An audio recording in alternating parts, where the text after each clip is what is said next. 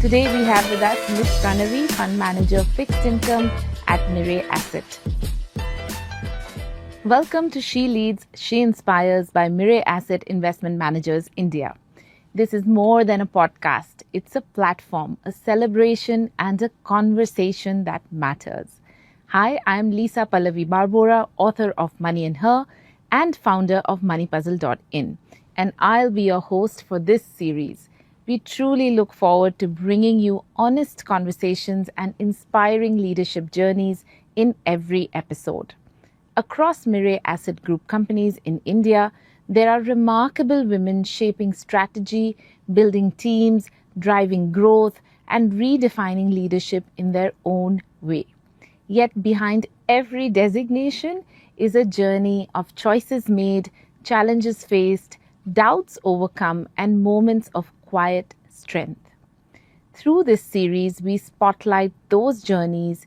Each episode brings you into a candid conversation with women leaders from across the organization. Not just about success, but about the real stories behind it. The turning points, the setbacks, the lessons in money management and mindset, the balance between personal and professional worlds, and the decisions that shaped who they are today. But beyond all that, this is about representation. When we hear stories that sound like ours, we begin to believe what's possible for us. Today we have with us Ms. Pranavi, Fund Manager Fixed Income at Mirae Asset. With 16 years of experience in the financial sector, she recently joined the Mirae Asset Fixed Income team, bringing with her a wealth of knowledge, sharp market instincts, and a passion for the world of debt and fixed income. So whether you are an early career professional, an aspiring leader, or someone navigating your own path, we hope this conversation leaves you with insight, perspective, and confidence. Because when one woman leads, many are inspired. So let's begin. Hi, Pranavi. It's so great to have you on She Leads, She Inspires. Hi, Lisa. It is wonderful to have this rendezvous with you. And I have seen you interview a lot of other women, and I must say you're doing a great job in getting the message across to the wider community. Thanks a lot, Pranavi. And, we had a little chat earlier, and I just love your enthusiasm. But from what I understand, you are a Mumbai girl. So is it fair to assume that being in financial services was the inevitable choice for you?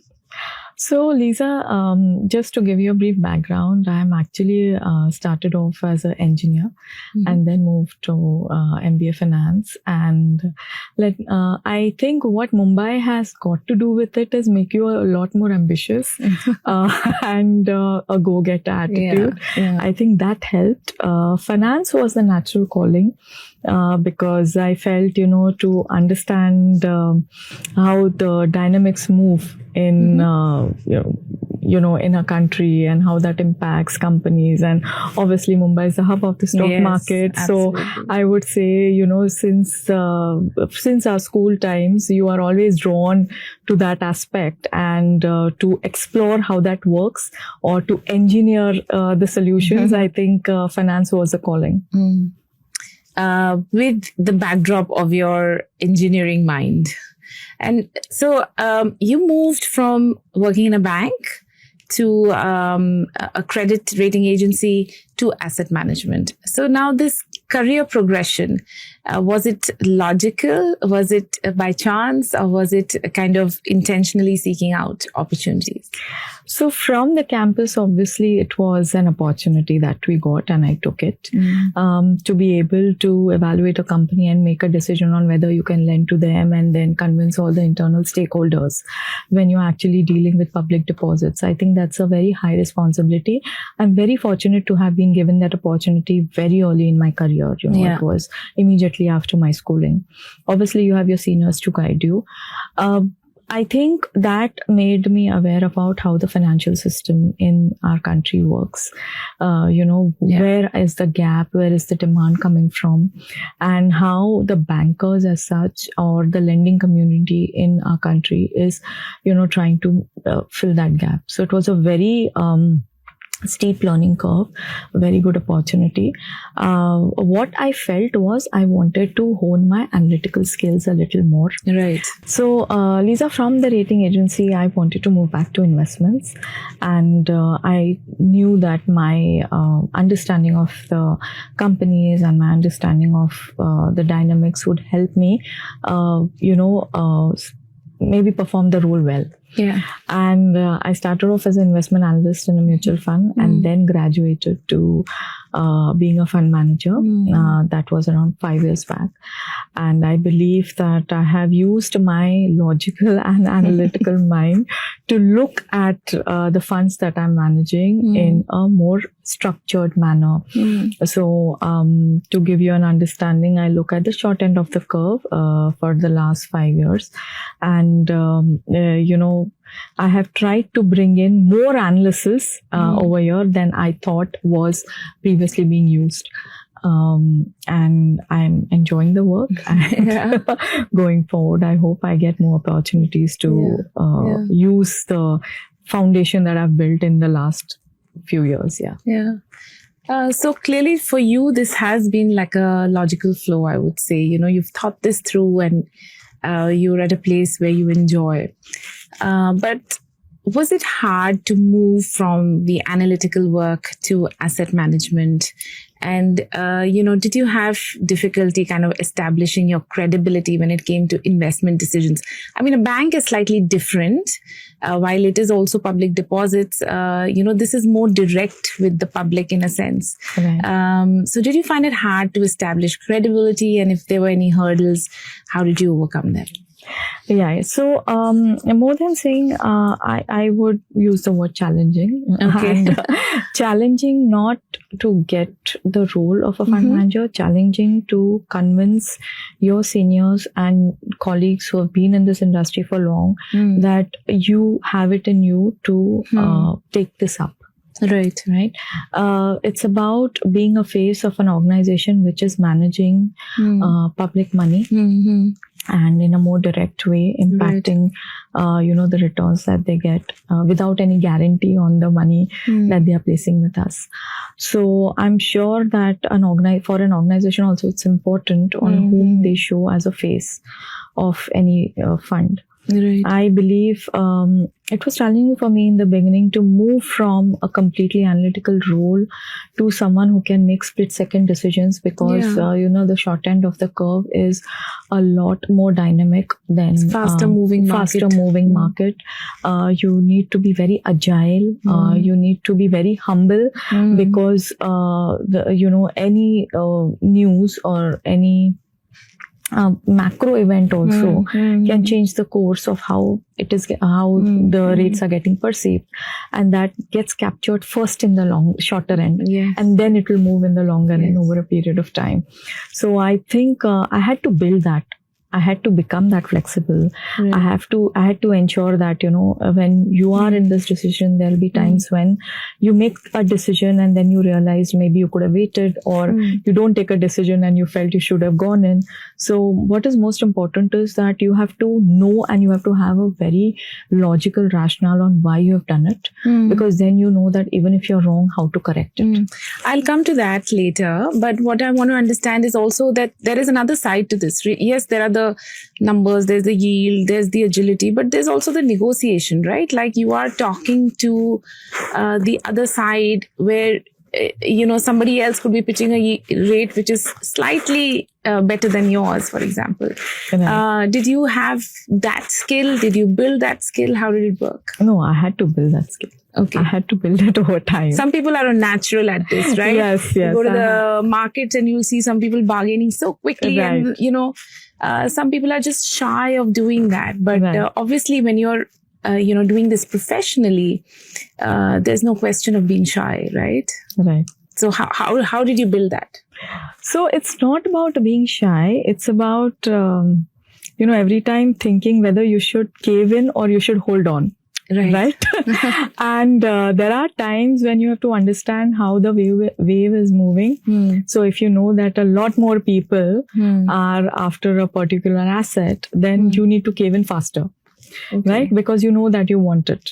When you know that simultaneously, there are times when you form a view for you have to position your portfolio. And at that time, it is important that you execute it really fast because, as I said, it's a very fast moving market. Yeah. And for you to execute it faster, then you cannot hold on to your guns and, say that, no, I want it to be at the sale. You cannot do that. You have to leave something on the table and then just make sure that the position that you want is executed.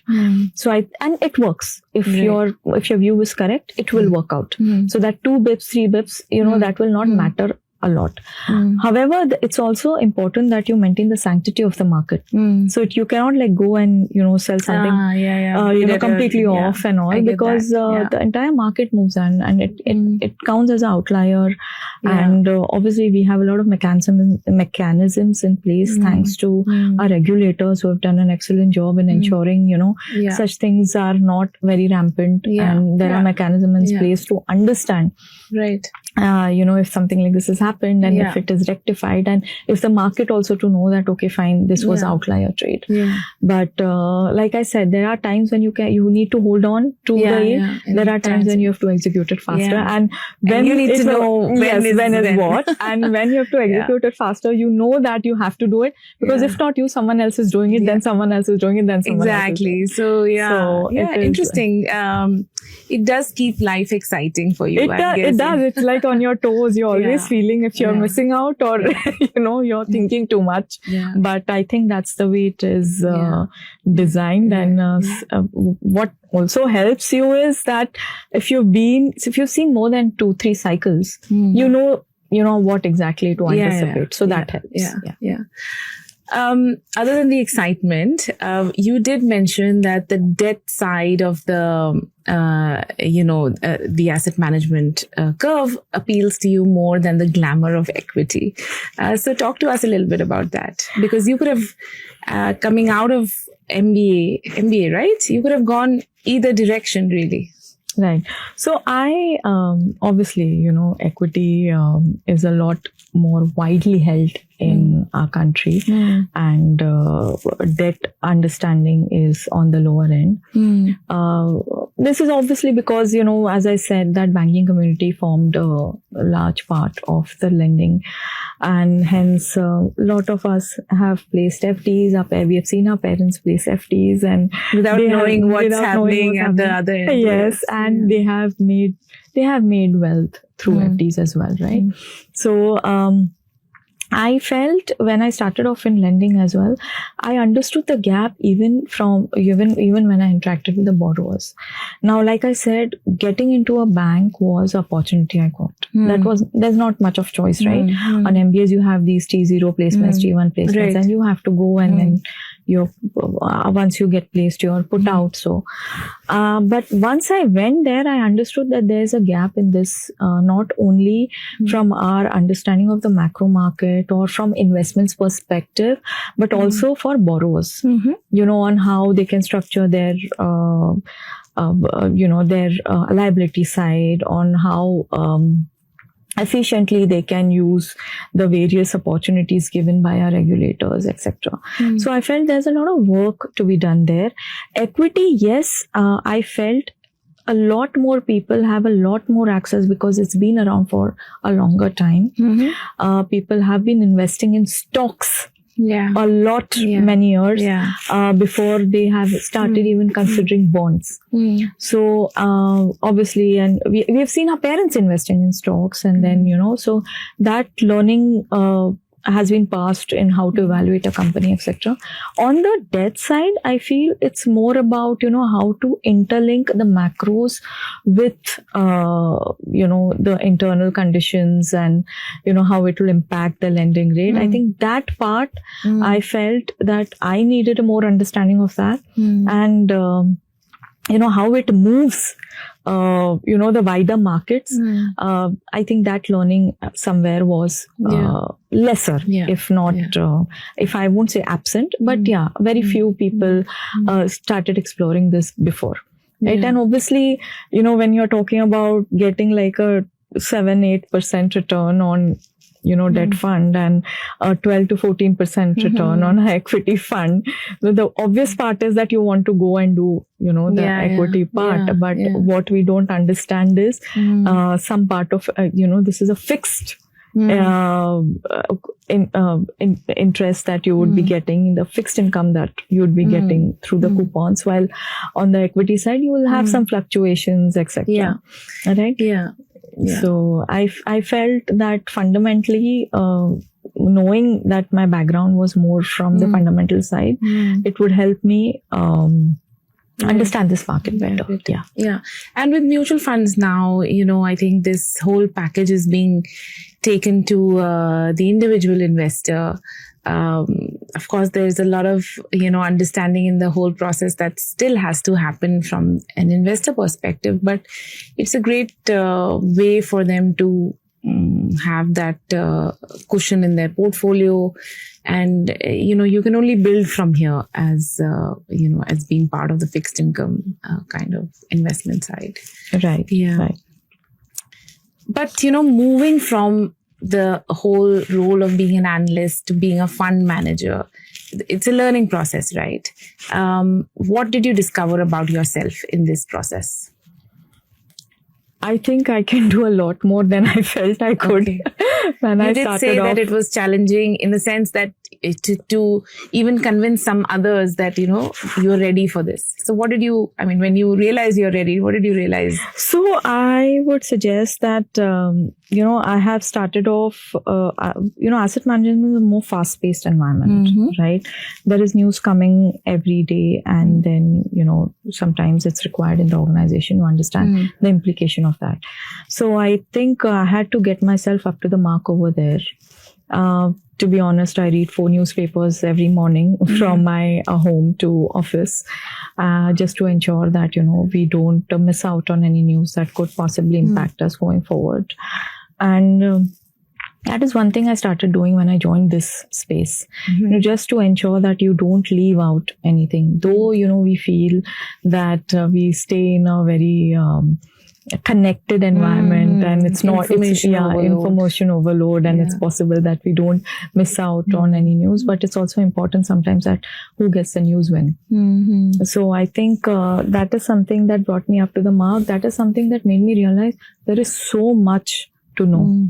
Right? If you see the path that I've chosen is, it's more like being like a lateral movement, before I started growing in the same road. Yes. And that lateral movement taught me to be humble, right?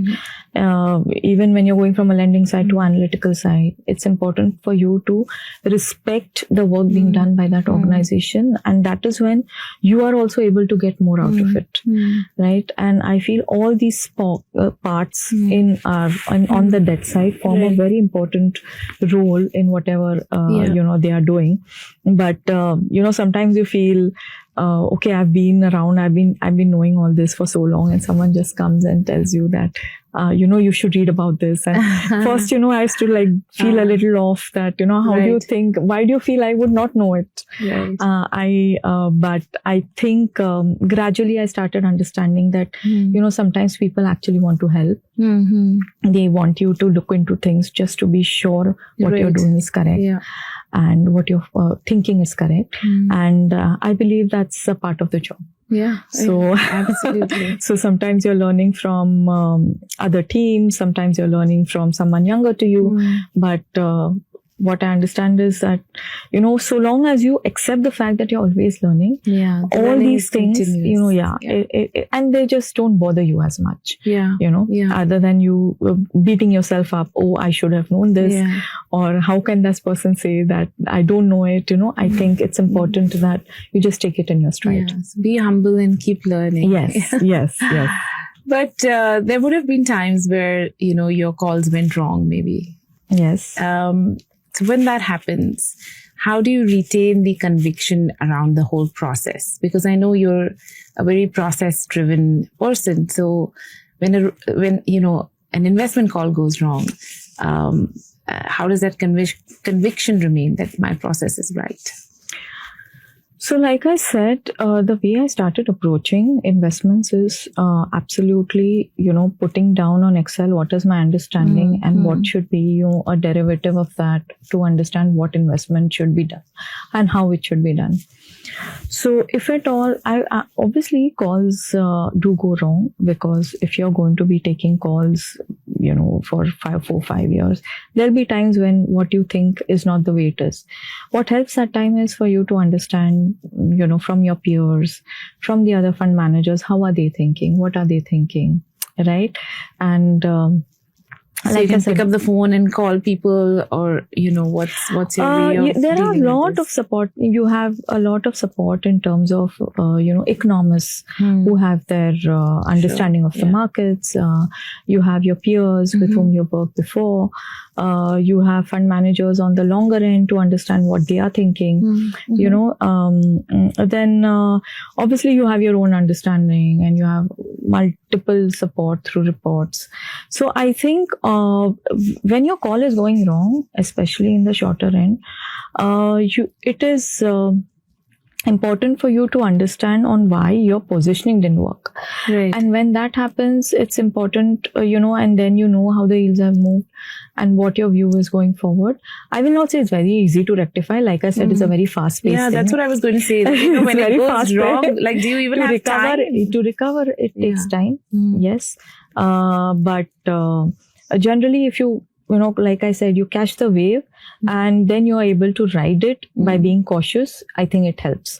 What always helps is, if you're expecting the rates to go down, then your positioning has to immediately change according to that. And on the other hand, like now we are bit cautious because of the way the macro events have turned. So it is important for you to accept that no matter how good you feel that the fundamentals are, how well the economy is growing and all, you have to understand that there's possibility of some impact which may get factored in. So that has to, you have to take some calls to accept that maybe there's a need for a change in positioning, and that helps. Especially since you were saying earlier that at this shorter end of the curve, you have to be agile to respond to these kind of macro events. But also, was there a time ever that you had to convince your seniors towards a contrarian call that you were making? And, is there a process you follow for something like this? So ideally, I'm sure that, the views, you always discuss this because you're not managing your money, right? You're managing public money. So you need to have a rationale on how you want to move the fund. And if things are going wrong, that is when, it comes, the things come into play where you have to convince your seniors that, okay, this is what I'm thinking and it will eventually work out. Or if a senior who's more experienced than you, he comes and tells you that I don't think that will happen. You can, you may have to change the way you're thinking, or you have to, just do a better understanding of things, because no one wants, the fund performance to go down. Everyone in a company would want the fund performance to do well. So obviously, what matters is, like I said, your agility in listening also. So when someone is coming, reading, in being analytical, in listening. So I think that's important. If the best part about the market is we are connected by these intermediaries who keep telling you the quotes, and they keep telling on what is happening. So throughout the day, you come to know what is happening in the market. Sometimes it's important to know if what you're doing and what the market doing is different, and then just reanalyze on why that is happening. Right? Is it that maybe you've missed out on something, or maybe you should factor in something else and all. So since we all are tied together, it always helps to be a part of the system and then perform. Right? So I think we have enough inputs to just understand on how things are going. Yeah. So then when you know that maybe, what you're thinking is different, you know that, okay, fine, you are consciously thinking differently. Yeah. And like I said, if you have a view, it's important you execute it, because then if things don't go your way, you know exactly how to change it. Yeah. So I think that's important. And on this whole question of interlinkage, now moving beyond the whole performance aspect, in a role like yours, you do need to proactively associate with a lot of other internal departments as well. Risk control is there, there's research, and ultimately everything comes down to the investor demand and how your portfolio construction is catering to all that. So trying to align all of this beyond, just making those investment decisions, how do you manage that? So you have to understand, like I said before, that yes, you have to ensure you give returns, but they have to be risk-adjusted returns. Yes. Right? And that is why every department in asset management company, they hold a importance in this entire gamut of events. So while the investment team is the one who's, ensuring where the money is deployed and what they are doing with it, it is also to understand that there are proper checks that are being put by these departments on the guidance of the regulators to ensure that the investor protection or the investor, we all have a fiduciary responsibility towards the investor funds, and all these departments are there to ensure that you follow or you hold yourself to that level, that you ensure adherence to the checks put in place.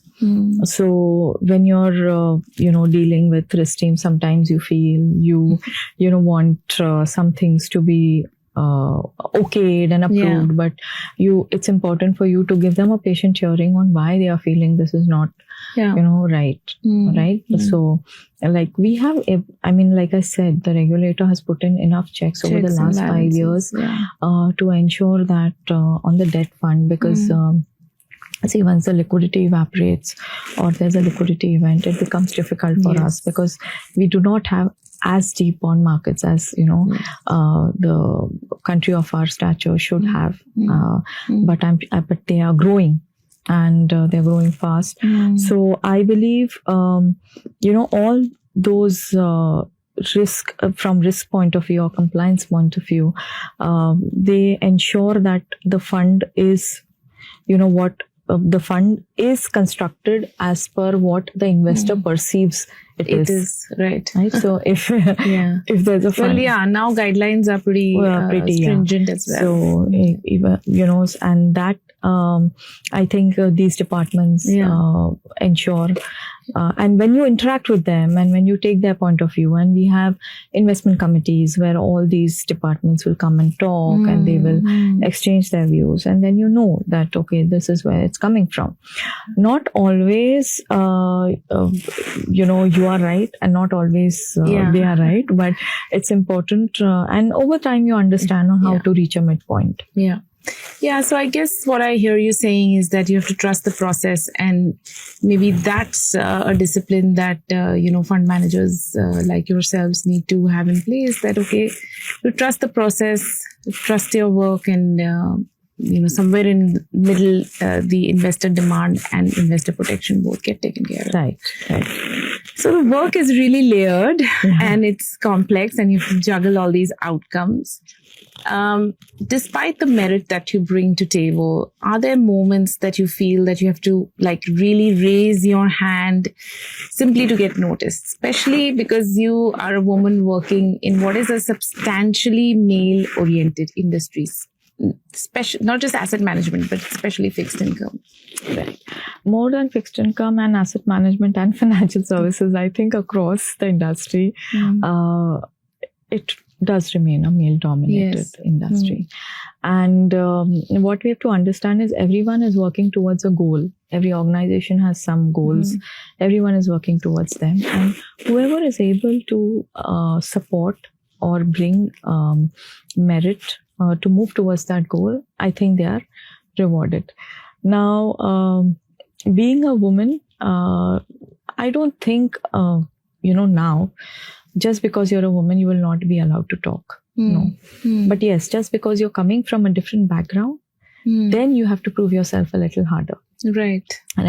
So, like given my background and given my lateral movement, I think I had to try to make an impression that I'm understanding the dynamics of this industry a lot harder. And I'm sure that must be the case for every individual, irrespective of whether it was a boy or a girl or whatever. Right. The only thing that is different is that, sometimes due to domestic responsibilities, if you've had to step out or you have to be away for some time and, miss out on something, then obviously that becomes a little more a woman's thing than, a male colleague doing that. So I feel if you're starting off in this industry, both will be starting off at a similar level. But over time, depending on how much time you've spent on it, I think you start getting respected more. Like I said, you have to be a lot more agile. And as women, we are known to be a lot more, I would not say, fixed, but we tend to take longer calculated calls than, taking like having a more structure to our thinking and then forming an opinion after that. While, well, also, while that may be true, but also statistics show that, as you said, when you're starting out, the stakes may seem, the platform may seem leveled. Yeah. But as the years go by, statistics show that a lot of women drop off from the workforce because of what you brought up, responsibilities at home, and especially with demanding jobs like yours is, the sense one gets is that you have to make, not you, but, a lot of women have to make an extra effort to get their voice heard. And then it just seems like a lot of work. Right. You know what I mean? Right. I don't know if you've ever faced that issue, or not issue, I should say, but that situation. But have you faced the perception that,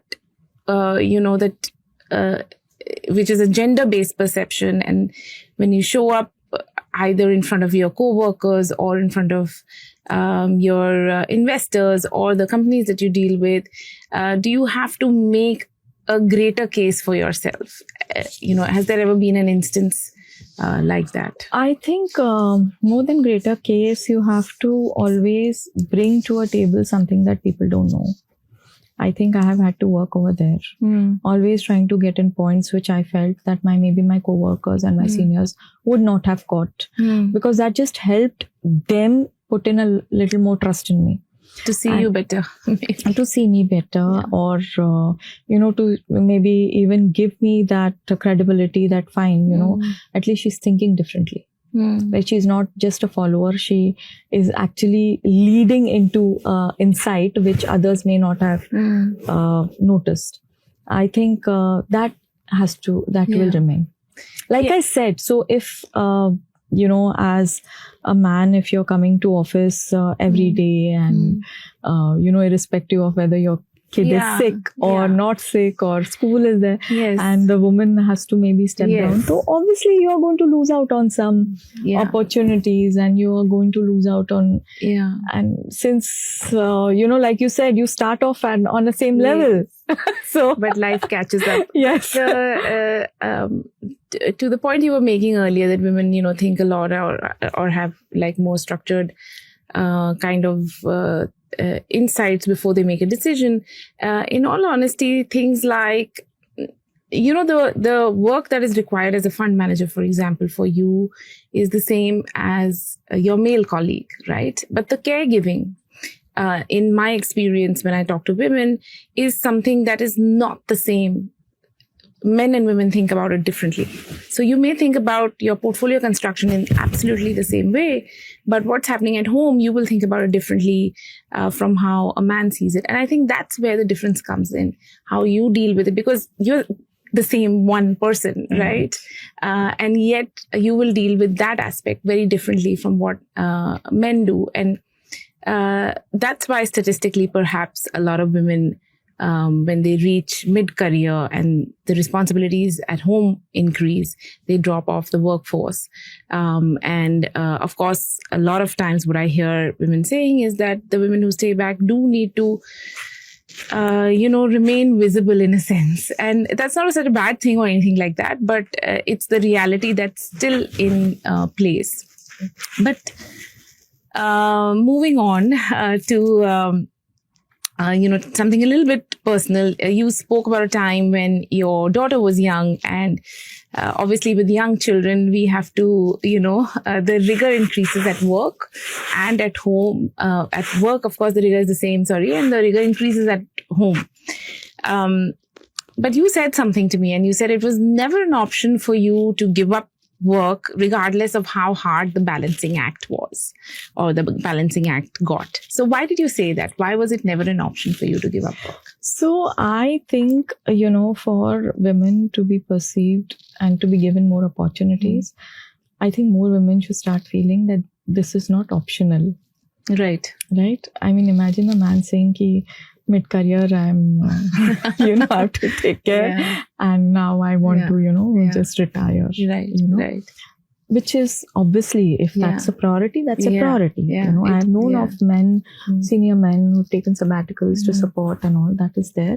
But that very understanding that only a woman can, like the question that it was never an option. It was never an option. I could never see myself just giving it all up and, Right. maybe accepting only one part of a life, when I always worked towards balancing my domestic and my professional life. So, and secondly, I have a daughter. So I always felt that I would want her to see that her mother is sincere and serious about her work. Right. And she's not just, doing it to keep herself busy or, to get some additional income. Right. No.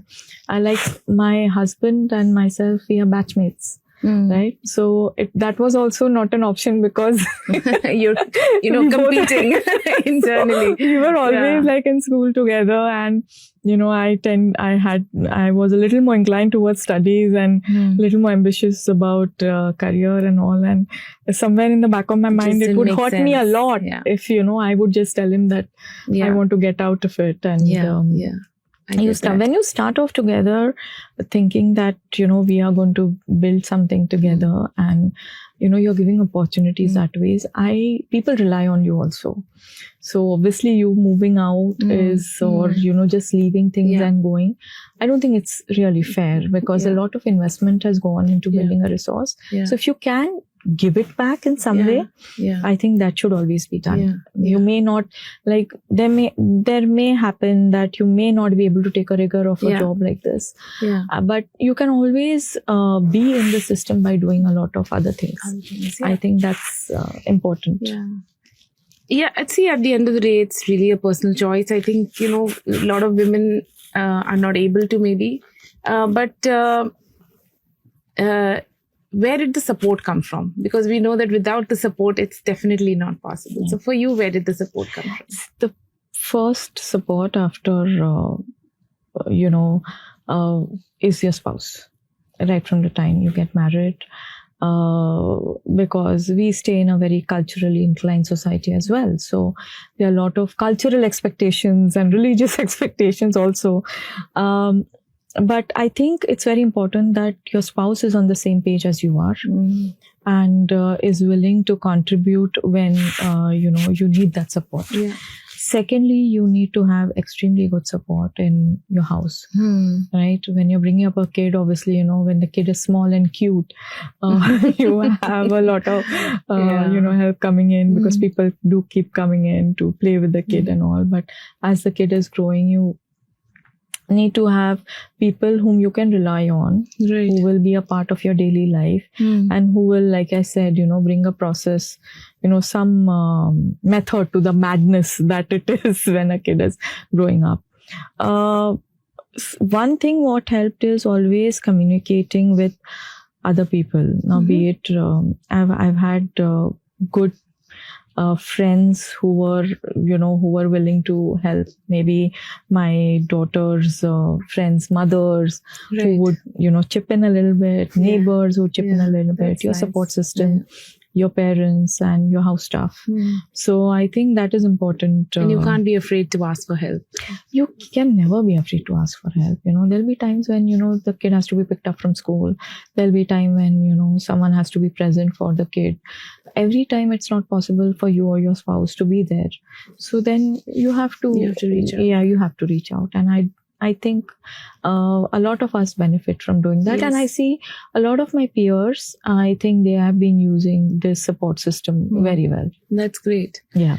That's absolutely great. And I think what you've spoken about, this support, and earlier we were talking about decision making in your work, but actually both things, the delegation and the decision making, show up on both fronts, right? The professional and the personal front. What is harder for you? The quick decision making or the delegating? See, you have to understand what work are you delegating. Now, with respect to your kids' studies, you may not. Some things you can't delegate, right? Yeah. But in terms of anything else, in terms of the cleaning, the cooking, and picking up stuff and all that can be delegated. Outsourced. Everything can be outsourced.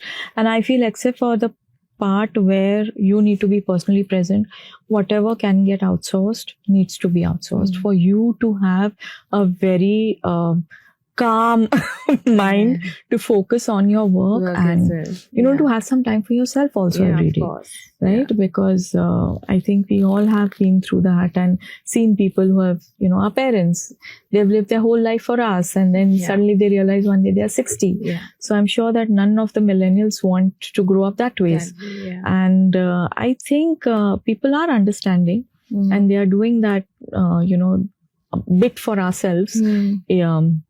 And gone are the days when that abla nari kind of a thing. Of course. I don't think that's there anymore. But what is important is, having a career, having a family, and having some time for yourself, right? So somewhere you have to ensure that, you are not, you cannot cut corners anywhere. So that is where you have to, maybe keep up the juggling. Yes, keep up the juggling act. Right. Okay, so let me ask you a few things about how you're managing your own money. You said your husband and you were batchmates, so you kind of started out your career together. Right. Did you also start your kind of personal financial management together?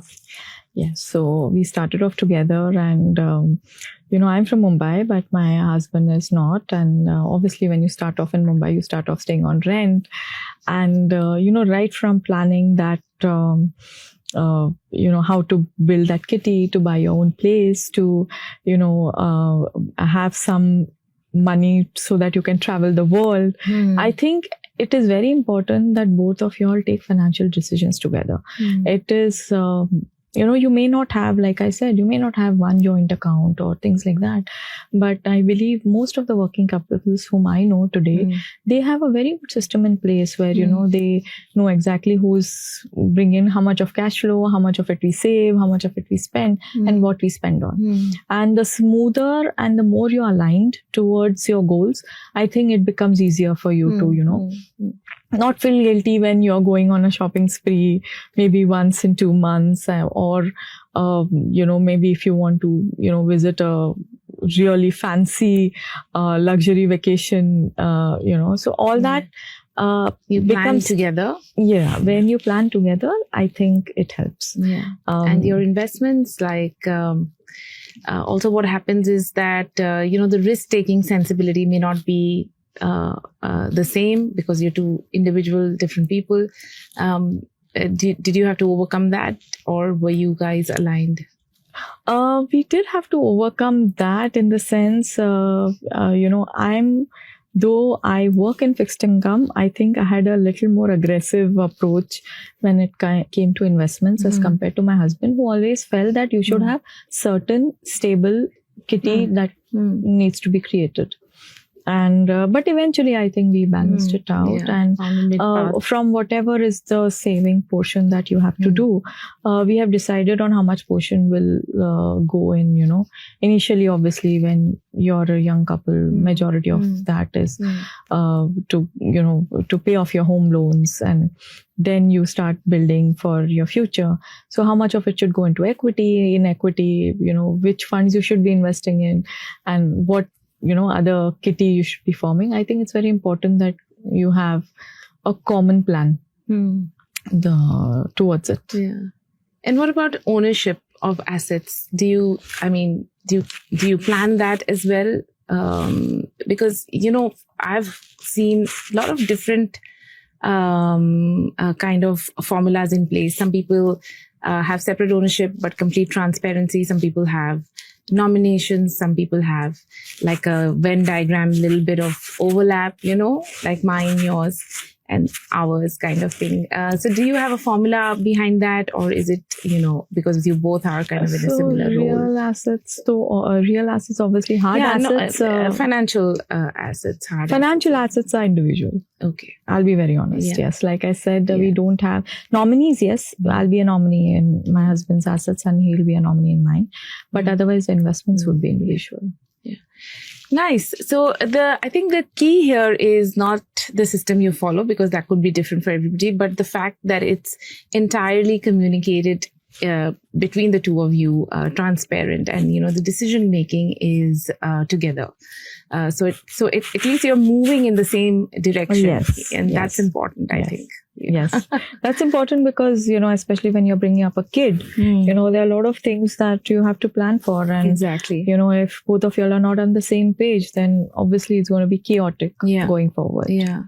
Yeah, I think communication is the key. If you're, talking to each other about what's happening financially in your lives, the big decisions, then that's half the job done. Yeah.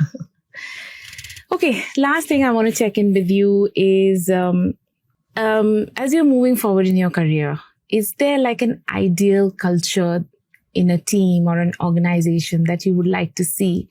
And how does it look different from maybe, what you've experienced so far?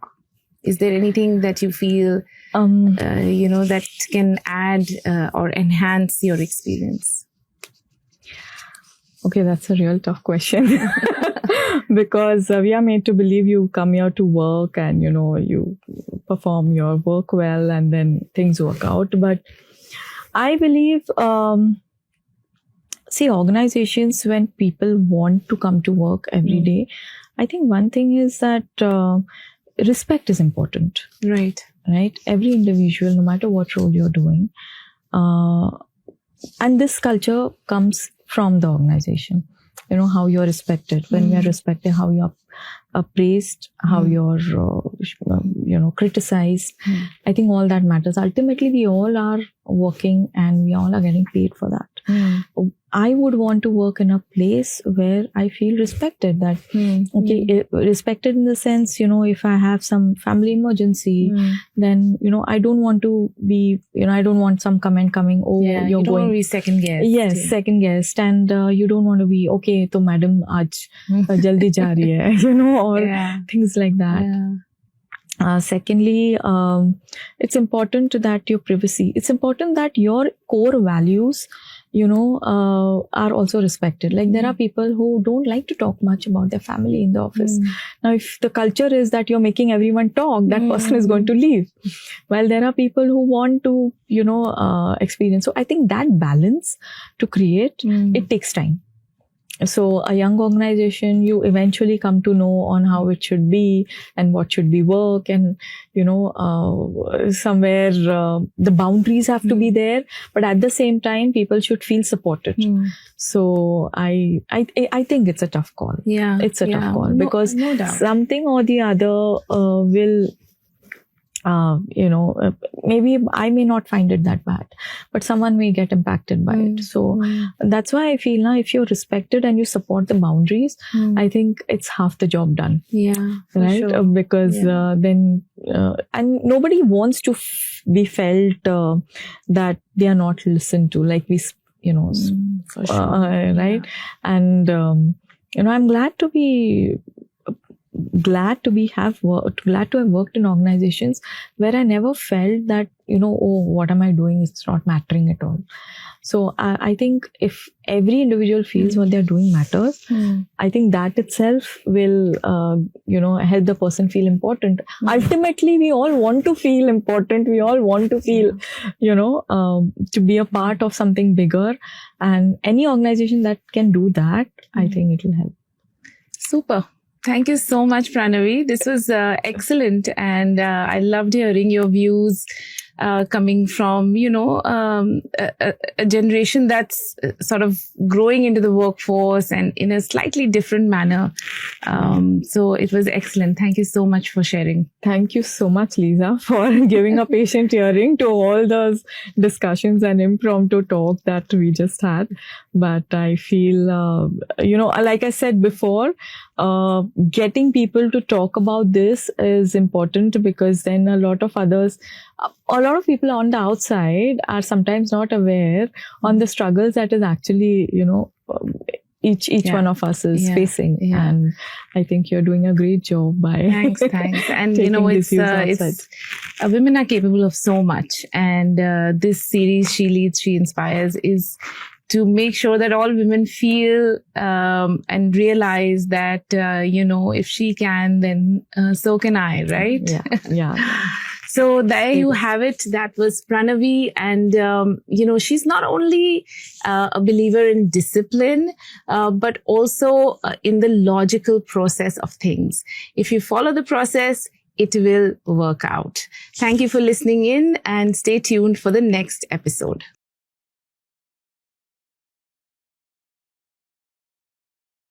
Mutual fund investments are subject to market risks. Read all scheme-related documents carefully.